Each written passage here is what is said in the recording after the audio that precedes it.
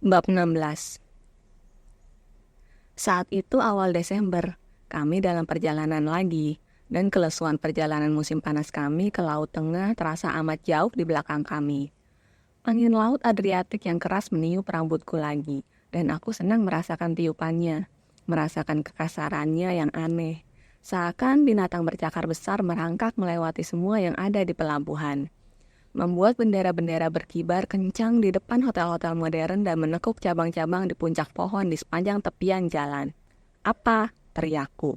Ayahku baru saja mengatakan sesuatu yang tidak jelas lagi, sambil menunjuk ke tingkat paling atas istana kaisar. Kami sama-sama menengadah untuk melihat. Benteng Diocletian yang elegan menjulang tinggi di bawah cahaya matahari pagi, dan aku hampir terjengkang ketika mencoba melihat puncaknya. Banyak ruang di antara tiang-tiangnya telah diisi, sebagian besar oleh orang-orang yang membagi bangunan itu untuk tempat tinggal. Ayahku menjelaskan padaku tadi, sehingga dindingnya yang bertambal sulam batu-batu. Sebagian besar mermer campur aduk hasil rampokan dari bangunan lain, berkilauan di sepanjang bagian depannya yang jadi tampak aneh.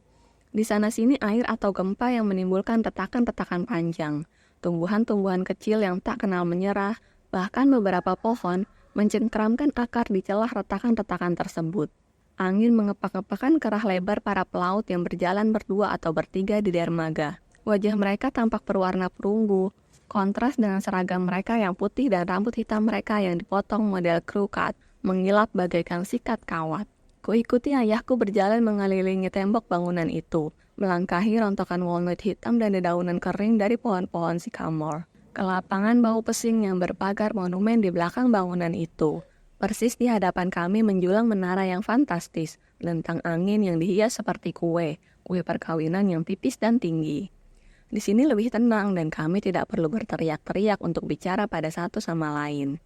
"Sudah dari dulu aku ingin melihat ini," kata ayahku dengan nada suaranya yang biasa. "Kau mau ke atas?" Aku berjalan di depan, mendaki tangga besi itu dengan penuh semangat. Di pasar terbuka di dekat dermaga, yang kuperhatikan dari saat ke saat melalui lubang-lubang jendela berbingkai marmer, pohon-pohon sudah berubah warna menjadi coklat keemasan, sehingga sipres di sepanjang tepian air terlihat lebih seperti hitam daripada hijau. Dari ketinggian, aku bisa melihat permukaan air di pelabuhan berwarna biru laut di bawah kami, dan sosok-sosok putih kecil para pelaut menggunakan waktu bebas mereka dengan berjalan-jalan di antara kafe-kafe di udara terbuka. Di kejauhan, daratan yang melengkung jauh di balik hotel kami yang besar, bagaikan anak panah yang menunjuk ke daerah pedalaman dunia berbahasa Slavia. Tempat ayahku akan segera terlibat dengan gelombang detons yang menyebar di sana.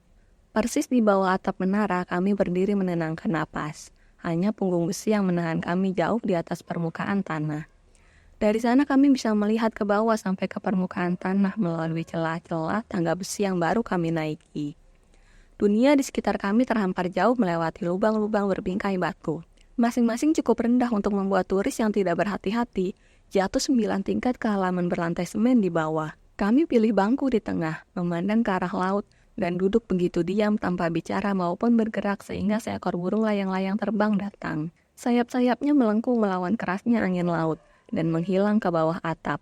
Burung itu membawa sesuatu yang berkilauan di paruhnya, sesuatu yang memantulkan sinar matahari ketika ia terbang dari arah laut. "Aku bangun lebih pagi daripada biasanya," kata ayahku di pagi hari setelah aku selesai membaca kertas-kertas Rossi. "Aku tidak pernah sesenang itu melihat cahaya matahari.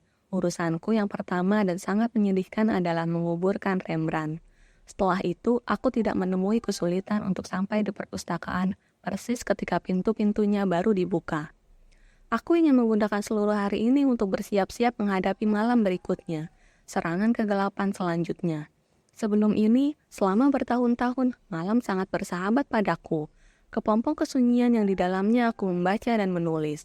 Sekarang ia merupakan ancaman, bahaya yang tak terelakkan yang hanya terpisah beberapa jam dari saat ini. Aku juga mungkin akan melakukan perjalanan tidak lama lagi, dengan semua persiapan yang bisa aku bawa. Akan lebih mudah pikirku sedih kalau aku tahu kemana aku harus pergi. Ruang utama perpustakaan sunyi, hanya ada suara langkah kaki para petugas perpustakaan yang sedang menjalankan tugas. Cuma ada beberapa mahasiswa yang sudah di sini sepagi ini, dan aku akan punya saat-saat yang damai dan tenang selama setidaknya setengah jam. Aku pergi ke tempat penyimpanan kartu katalog, membuka buku catatanku, dan mulai menarik laci-laci yang kuperlukan. Ada beberapa daftar tentang pegunungan Karpatian. Satu mengenai cerita-cerita rakyat Transilvania. Satu buku mengenai vampir, legenda dari Mesir. Aku berpikir sebanyak apa kesamaan vampir-vampir di seluruh dunia. Apakah vampir Mesir mirip dengan vampir Eropa Timur?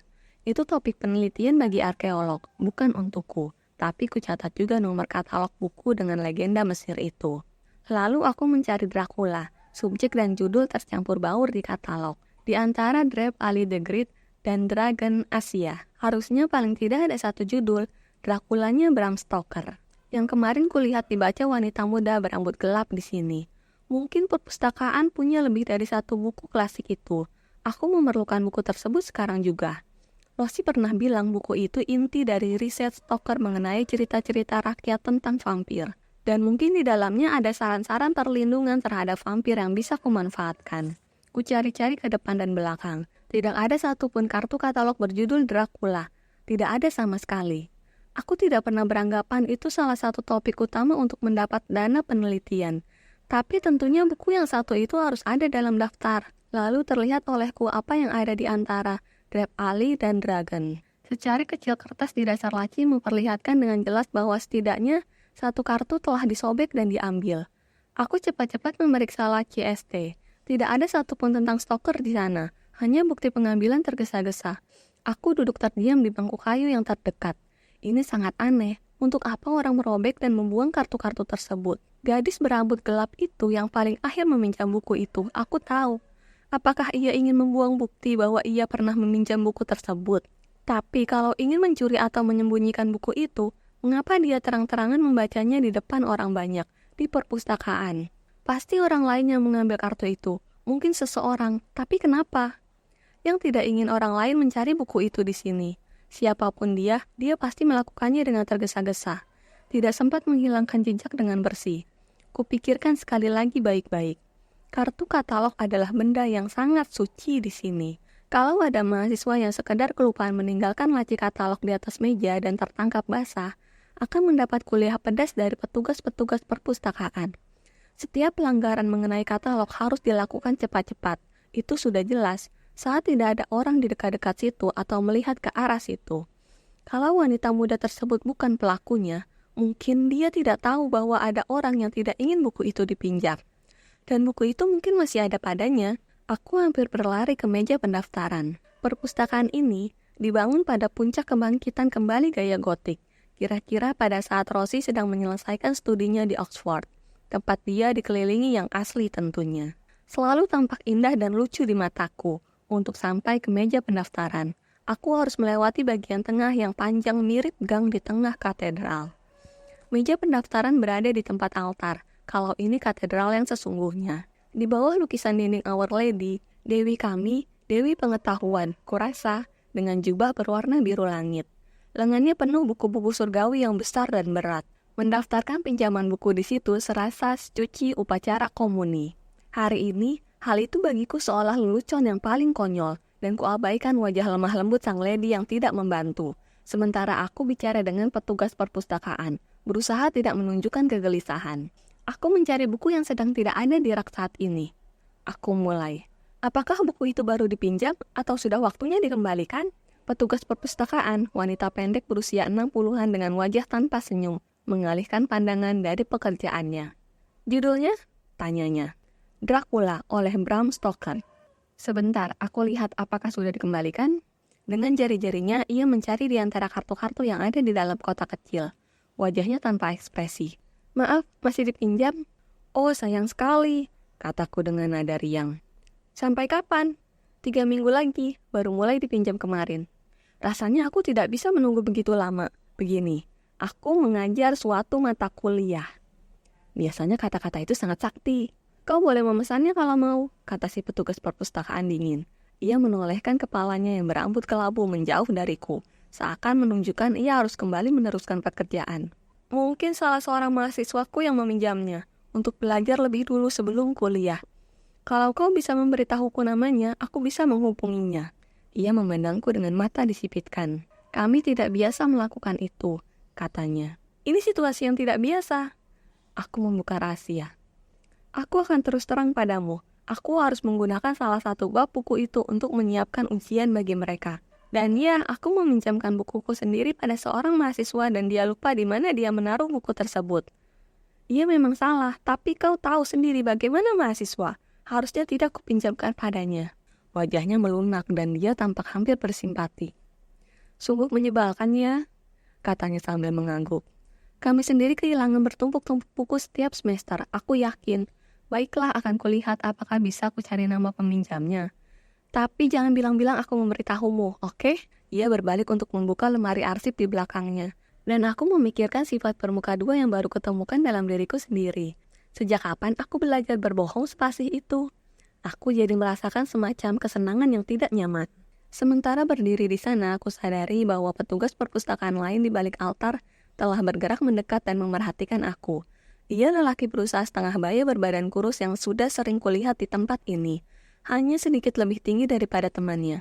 Pakaiannya tidak rapi, jaswal dan nasi yang bernoda. Mungkin karena sudah sering melihatnya, aku agak kaget melihat perubahan penampilannya. Wajahnya kurus, mungkin sakit keras. Bisa aku bantu? Tanyanya tiba-tiba seakan ia curiga aku akan mencuri sesuatu dari meja kalau tidak segera dilayani. Oh, tidak perlu, terima kasih. Kugerakkan tanganku ke arah petugas perpustakaan wanita tadi. Sudah ada yang membantuku? Baiklah.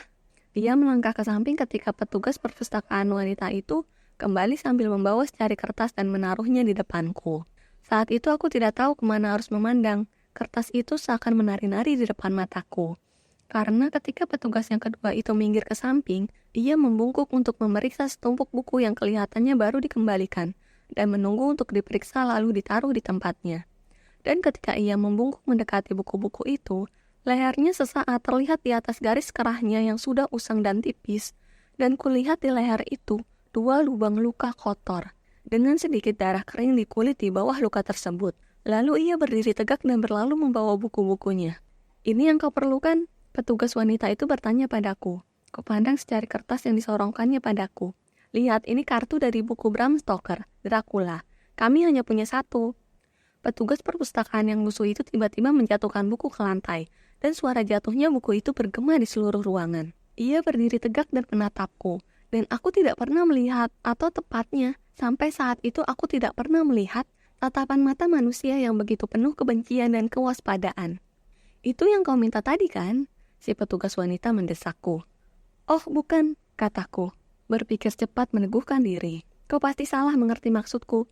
Aku mencari Decline of Fall of the Roman Empire, karangan Gibbon. Sudah kubilang, aku mengajar topik itu dan kami perlu tambahan buku satu lagi. Si petugas wanita mengerutkan kening dalam-dalam. Tapi tadi... Aku menyesal harus menyinggung perasaannya, bahkan di saat yang sangat tidak menyenangkan ini. Padahal dia sudah sepenuh hati berusaha membantuku. Tidak apa-apa, kataku. Mungkin aku kurang teliti mencarinya. Biar aku cek sendiri katalognya sekali lagi. Begitu kuucapkan kata katalog, aku tahu telah berlebihan menggunakan kefasihan yang baru kutemukan. Mata petugas perpustakaan yang laki-laki makin menyipit dan ia menggerakkan kepala sedikit. Bagaikan binatang buas memerhatikan gerakan-gerakan calon mangsanya. Terima kasih banyak. Gumamku sangat sopan dan pergi dari tempat itu. Terasa olehku seakan mata yang tajam itu mengebor punggungku. Selama aku berjalan di sepanjang gang perpustakaan yang sangat panjang. Aku pergi ke tempat katalog selama 1 menit, lalu menutup tas dan berjalan ke pintu depan, tempat para pengunjung setia mulai berdatangan. Di luar, ku cari bangku yang paling terang benderang disinari cahaya matahari. Aku duduk di sana dengan punggung bersandar ke arah salah satu dinding-dinding neogotik itu. Dari sana, aku bisa dengan aman melihat semua orang yang datang dan pergi. Aku perlu 5 menit untuk duduk tenang dan berpikir. Renungan, begitu Rosi selalu bilang, harus tepat waktu. Bukan makan waktu. Tapi semua ini terlalu banyak untuk dicerna dengan cepat. Di saat pendek yang membingungkan itu, aku bukan saja sempat melihat tanda luka di leher si lelaki petugas perpustakaan, tapi juga siapa yang mendahului aku meminjam buku Dracula. Namanya Helen Rossi. Angin sangat kencang dan dingin. Ayahku berhenti di sini dan mengeluarkan 2 jaket tahan air dari tas kamera. Masing-masing satu untuk kami berdua. Ia menggulung jaket itu erat-erat agar bisa dimasukkan ke atas kamera bersama alat-alat potret, topi kanvas, dan beberapa barang untuk P3K. Tanpa bicara, kami pakai jaket itu. Lalu ia meneruskan ceritanya. Duduk di sana seorang diri di bawah cahaya matahari hari-hari terakhir musim semi, memandang universitas mulai bangun dan hidup dengan aktivitas normalnya sehari-hari. Tiba-tiba aku iri pada mahasiswa-mahasiswa dan staf pengajar yang hilir mudik seperti biasa. Mereka mengira ujian yang akan dilangsungkan besok adalah tantangan yang menakutkan, atau bahwa politik fakultas adalah drama yang menegangkan. Pikirku dalam hati. Tak seorang pun dari mereka akan bisa mengerti situasi sulitku, atau bisa membantuku keluar dari situasi sulit itu. Aku merasakan perasaan terpencil, sendirian di luar intuisiku, di luar alamku, bagaikan lebah pekerja yang diusir dari sarangnya. Dan semua ini kusadari dengan rasa terkejut, terjadi dalam waktu hanya 48 jam terakhir. Aku harus berpikir jernih sekarang, dan cepat. Pertama, aku sudah menyadari apa yang dilaporkan Rosi sendiri. Seseorang di luar ancaman langsung terhadap Rosi, dalam hal ini si pegawai perpustakaan lusuh yang eksentrik itu, telah digigit di leher. Coba kita anggap saja, kataku pada diri sendiri, hampir tertawa karena kemuskilan dan kemustahilan hal-hal yang mulai kupercaya. Kita anggap saja pegawai perpustakaan itu telah digigit vampir, dan baru-baru saja. Rosi diculik dari kantornya, dengan pertumpahan darah, kuingatkan diriku, hanya 2 malam lalu. Dracula, kalau memang dia berkeliaran bebas, kelihatannya punya kegemaran tidak hanya pada otak-otak terbaik di dunia akademis. Di sini aku ingat Hedges yang malang, tapi juga pada petugas perpustakaan, petugas penyimpanan arsip. Tidak, kutegakkan dudukku. Mendadak aku melihat polanya. Ia punya kegemaran pada mereka yang menangani arsip-arsip yang berhubungan dengan legendanya. Pertama ada si birokrat yang merampas peta dari Rosi di Istanbul. Periset Smithsonian juga, pikirku, ingat surat Rosi yang terakhir. Dan tentu saja yang selalu di bawah ancamannya, Rosi sendiri, yang memiliki salah satu dari buku-buku bagus itu dan telah meneliti dokumen-dokumen lain yang kemungkinan ada hubungannya. Lalu pegawai perpustakaan ini, walaupun aku belum punya bukti bahwa orang itu juga menangani dokumen-dokumen Dracula. Dan akhirnya aku ambil tas dan bergegas pergi ke telepon umum di dekat tempat itu. Tolong ke bagian informasi universitas. Tak seorang pun mengikutiku ke sini, sejauh bisa kulihat. Tapi kututup pintu tempat telepon umum itu dan dari sana kuawasi setiap orang yang lewat. Di daftar Anda ada Miss Helen Rossi? Ya, mahasiswa doktoral. Aku menebak-nebak saja. Operator universitas tidak banyak tanya. Kudengar ia membalik kertas-kertas.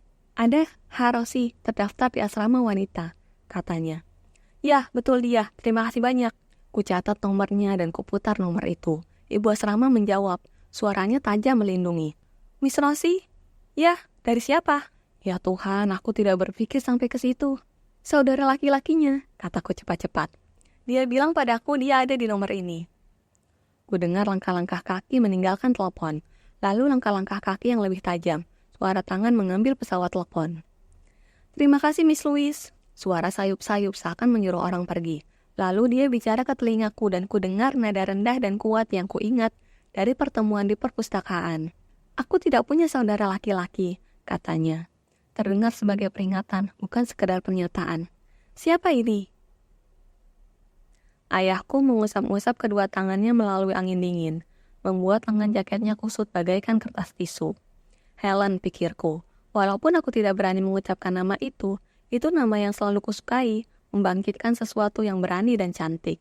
Seperti gambar muka Prerafaelite yang memperlihatkan Helen of Troy di buku Children's Book of Iliad yang kumiliki waktu aku masih kecil di Amerika.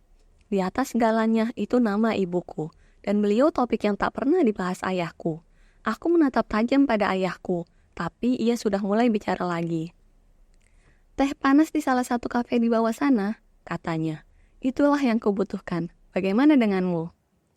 Perhatikan untuk pertama kalinya bahwa wajahnya, wajah tampan dan bijaksana diplomat, tertutup mendung gelap, yang melingkari matanya dan membuat hidungnya seperti berkerut, seakan ia kurang tidur.